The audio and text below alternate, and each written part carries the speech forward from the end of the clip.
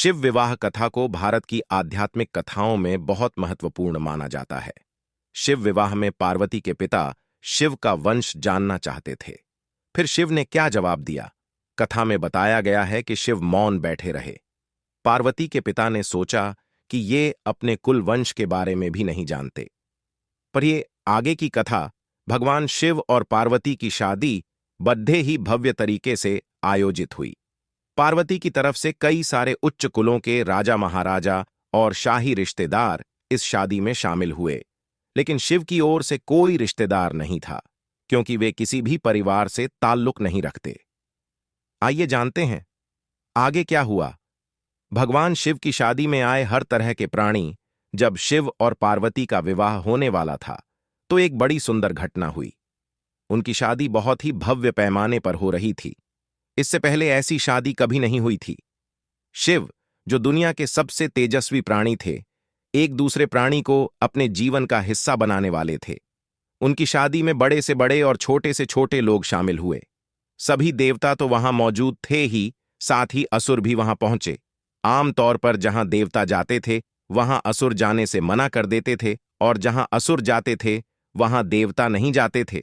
शिव पशुपति हैं, मतलब सभी जीवों के देवता भी हैं, तो सारे जानवर, कीड़े मकोड़े और सारे जीव उनकी शादी में उपस्थित हुए। यहां तक कि भूत पिशाच और विक्षिप्त लोग भी उनके विवाह में मेहमान बनकर पहुंचे। उनकी आपस में बिल्कुल नहीं बनती थी, मगर यह तो शिव का विवाह था, इसलिए उन्होंने अपने सारे झगड़े भुलाकर एक बार एक साथ आने का मन बनाया। शिव पशुपति हैं, मतलब सभी जीवों के देवता भी हैं, तो सारे जानवर, कीड़े मकोड़े और सारे जीव उनकी शादी में उपस्थित हुए।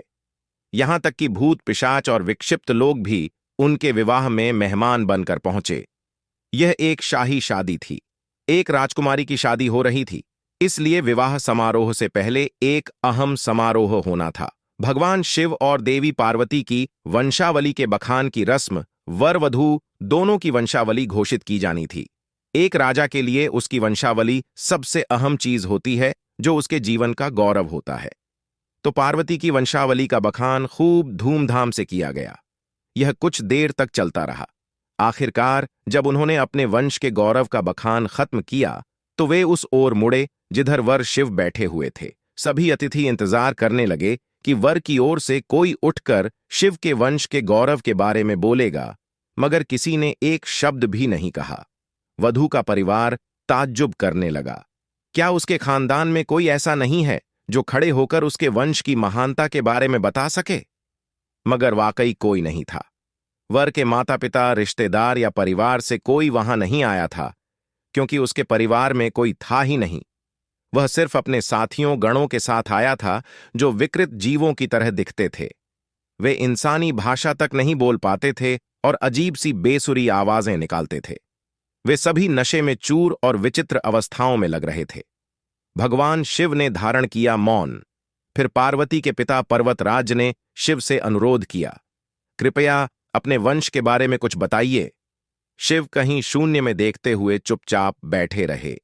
वह न तो दुल्हन की ओर देख रहे थे, न ही शादी को लेकर उनमें कोई उत्साह नजर आ रहा था। शिव कहीं शून्य में देखते हुए चुपचाप बैठे रहे। वह न तो दुल्हन की ओर देख रहे थे, न ही शादी को लेकर उनमें कोई उत्साह नजर आ रहा था।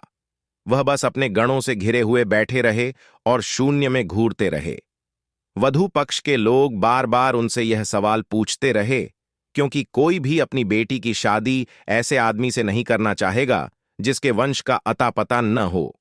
उन्हें जल्दी थी, क्योंकि शादी के लिए शुभ मुहूर्त तेजी से निकला जा रहा था।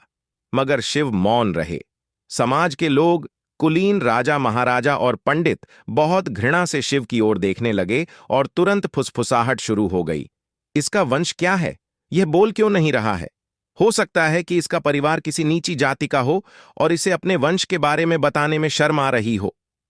नारद मुनि ने इशारे से बात समझानी चाहिए। फिर नारद मुनि, जो उस सभा में मौजूद थे, ने यह सब तमाशा देखकर अपनी वीणा उठाई और उसकी एक ही तार खींचते रहे। वह लगातार एक ही धुन बजाते रहे, टोइंग टोइंग टोइंग। इससे खींचकर पार्वती के पिता पर्वतराज अपना आपा खो बैठे। यह क्या बकवास है? हम वर की वंशावली के बारे में सुनना चाहते हैं, मगर वह कुछ बोल नहीं रहा। क्या मैं अपनी बेटी की शादी ऐसे आदमी से कर दूं? और आप यह खिंजाने वाला शोर क्यों कर रहे हैं? क्या यह कोई जवाब है? नारद ने जवाब दिया, वर के माता पिता नहीं हैं। राजा ने पूछा, क्या आप यह कहना चाहते हैं कि वह अपने माता पिता के बारे में नहीं जानता?